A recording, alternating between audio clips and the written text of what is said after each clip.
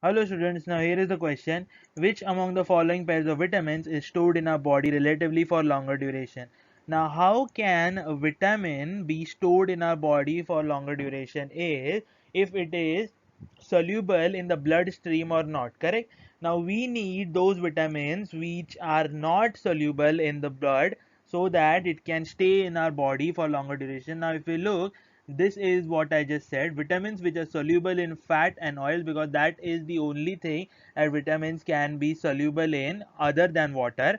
But insoluble in water are fat soluble vitamins which are stored in our body relatively for longer time, that is vitamin A and D. Now this is a factual part. You need to know which of these vitamins given over here which will be staying in our body for longer duration. So these two are the vitamins that will stay, because vitamin B and vitamin C are water soluble. Similarly, ascorbic acid and thiamine will be soluble in water. Now fat soluble vitamins, why?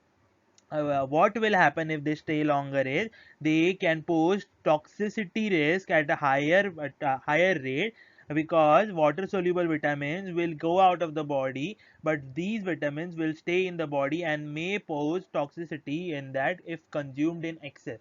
So option C is correct. Thank you.